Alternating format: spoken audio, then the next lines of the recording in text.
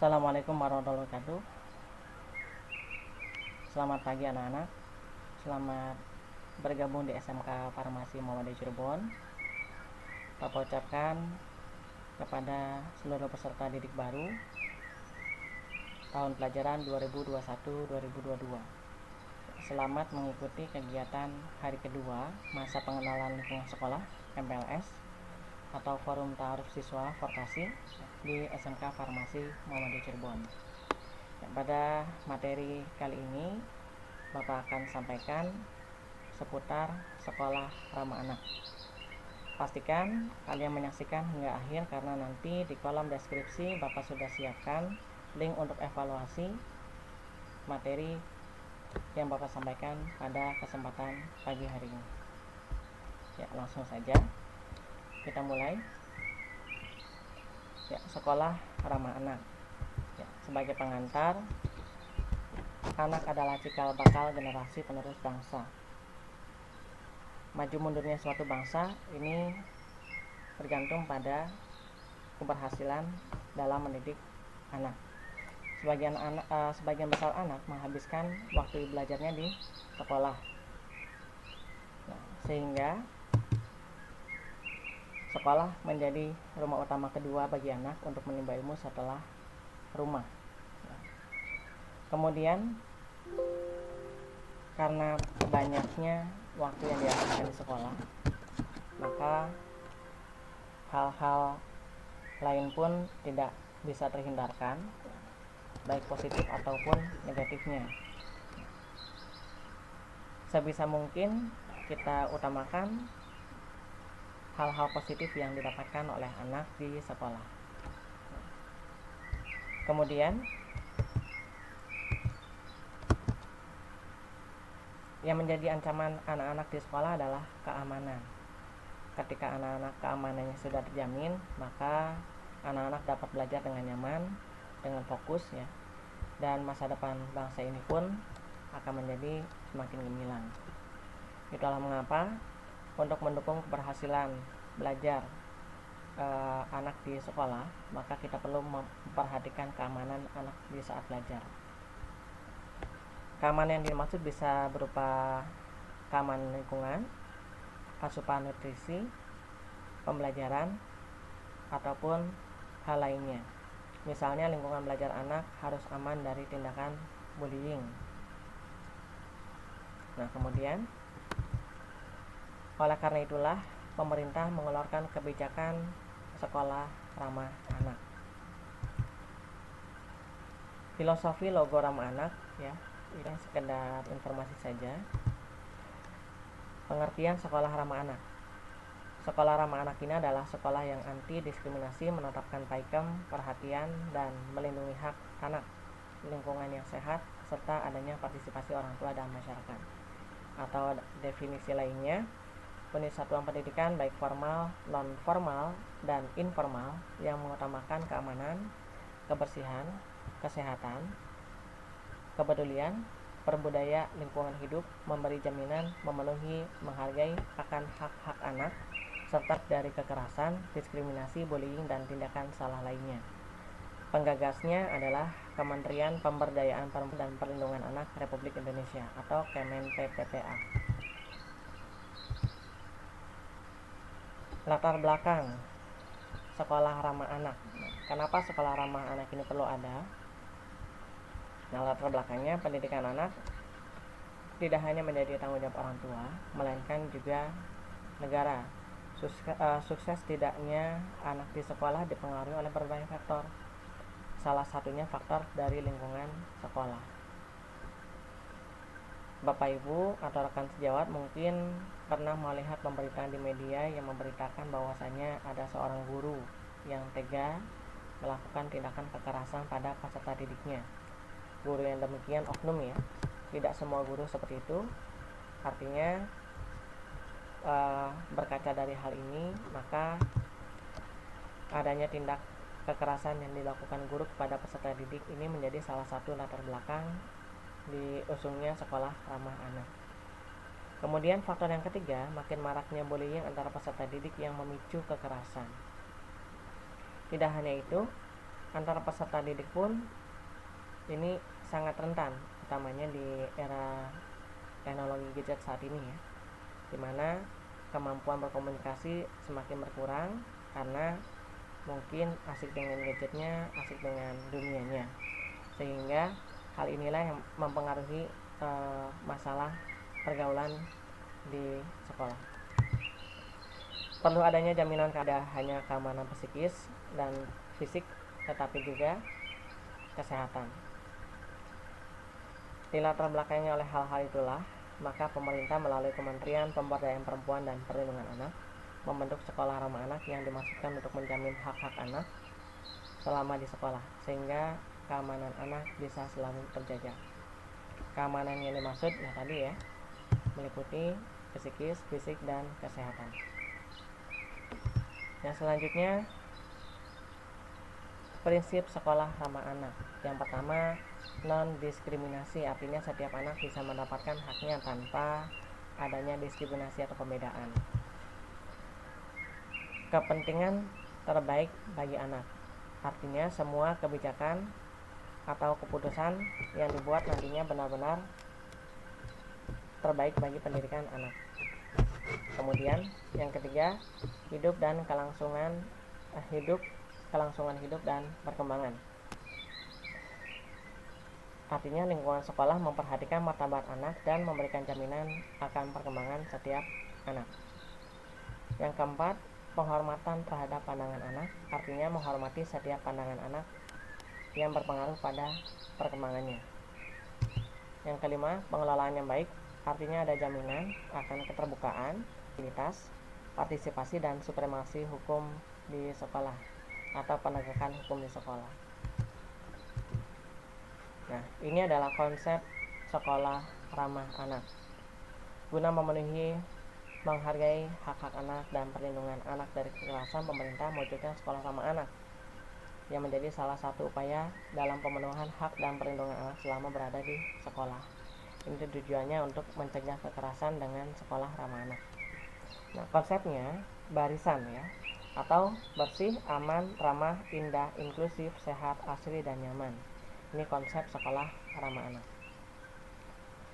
Keberadaan sekolah ramah anak bukan berarti membangun sekolah baru berkonsep ramah anak. Namun pada suatu unit pendidikan atau sekolah yang sudah ada, agar mampu menerapkan konsep-konsep yang sesuai di unitnya, yang meliputi yang barisan ini ya. Jadi minimal aspek ini harus ada untuk menerapkan sekolah ramah anak. Kemudian ciri-ciri sekolah ramah anak itu, yang pertama, semua penghuni sekolah anti terhadap segala bentuk kekerasan, baik kekerasan verbal atau lisan maupun non-verbal atau tindakan atau perbuatan. Selama sekolah, anak tidak akan pernah mendapatkan perlakuan tidak mengenakan, misalnya kekerasan oleh guru maupun sesama murid. Nah, ini ciri-ciri sekolah yang ramah anak, tidak ada kekerasan. Yang ketiga, anak mendapatkan perlakuan yang adil tanpa melihat latar belakang suku, ras, agama, warna kulit, dan sebagainya. Yang keempat, anak merasa enjoy, aman, dan nyaman saat berada di sekolah. Kelanjutannya, yang kelima, guru tidak pernah mempermalukan peserta didik. Yang keenam, makanan di kantin sekolah terjaga kebersihannya. Yang ketujuh, rasa peduli anak terhadap lingkungan sekitar semakin meningkat setelah masuk di suatu sekolah. Yang kedelapan, tata tertib dijalankan secara terbuka, transparan, dan anti diskriminasi. Berikut ini indikator sekolah ramah anak, inklusif ya.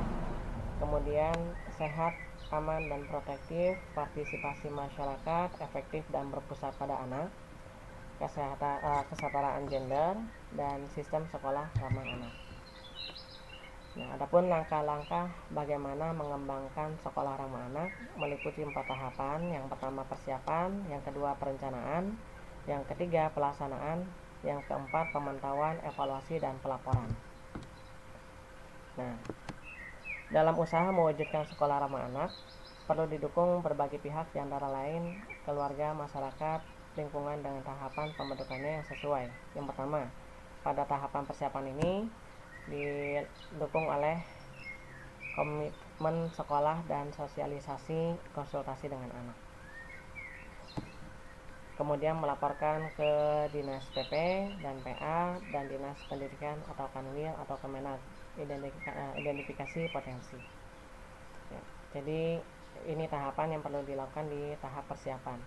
Yang kedua, pada tahap perencanaan mulai disusunlah rencana program tahunannya bagaimana, kemudian merencanakan kesinambungan kegiatan program dan membuat mekanisme pengaduan. Kemudian pada proses pelaksanaan, semua sumber daya harus dioptimalkan, baik sumber daya pemerintah, masyarakat, atau dunia usaha. Yang keempat, pada pemantauan, evaluasi, dan pelaporan, ini dapat dipantau setiap 3 bulan sekali, dievaluasi setiap 6 bulan sekali, lalu dilaporkan kepada gugus tugas kota layak anak atau KLA.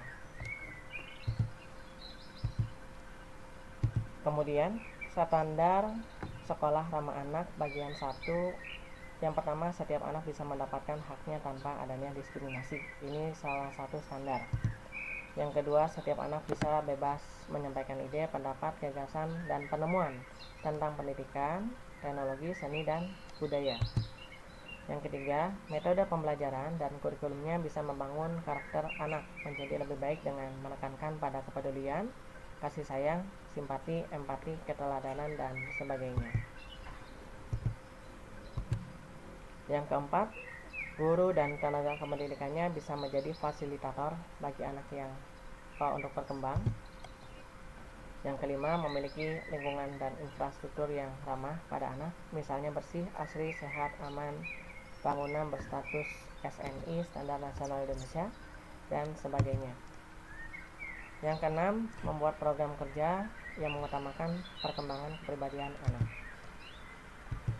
Yang ketujuh, membuat program kerja yang menekankan keselamatan anak baik pada saat di rumah maupun di sekolah. Yang kedelapan, semua warga sekolah sadar akan pentingnya menjaga diri dari berbagai bentuk kekerasan. Yang kesembilan, anak bisa berpartisipasi secara penuh untuk setiap aspek kehidupan atau kegiatan di sekolah. Yang ke-10, memiliki kesiswaan yang orientasinya membentuk karakter anak. 11, terbentuknya kerjasama yang selaras dan harmonis antara anak, sekolah, dan keluarga. 12, yang terakhir, penegakan hukum dan informasi dijalankan secara transparan, akuntabel, dan partisipatif. Berikut ini komponen sekolah ramah anak. Komponen sekolah ramah anak ini meliputi yang pertama, kebijakan sekolah ramah anak. Kebijakan untuk melaksanakan program sesuai dengan perencanaan yang telah ditetapkan. Yang kedua, pelaksanaan proses belajar yang ramah anak. Pelaksanaan kurikulum harus ramah anak sehingga pelaksananya bisa berjalan dengan optimal. Yang ketiga, pendidik dan tenaga kependidikan terlatih hak-hak anak dan sekolah ramah anak.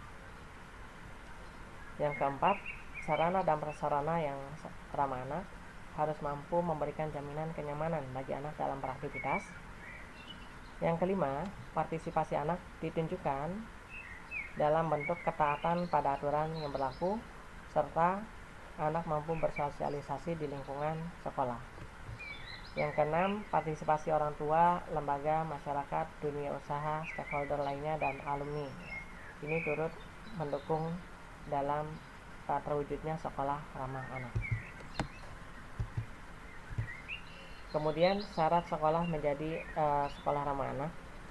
Menteri Pemberdayaan Perempuan dan Perlindungan Anak era Kabinet Kerja Yohana Indise mengatakan bahwa untuk menciptakan sekolah ramah anak, suatu sekolah memenuhi syarat. Yang pertama, memiliki kantin yang sehat. Yang kedua, merupakan kawasan bebas rokok. Yang ketiga, merupakan kawasan bebas miras dan nafsa. Yang keempat, merupakan kawasan bebas LGBT.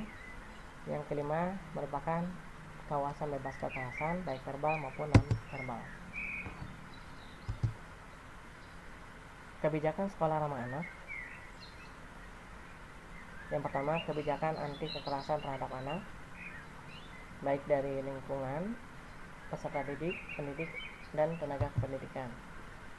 Yang kedua, kebijakan untuk mematuhi tindakan anti kekerasan oleh semua warga sekolah.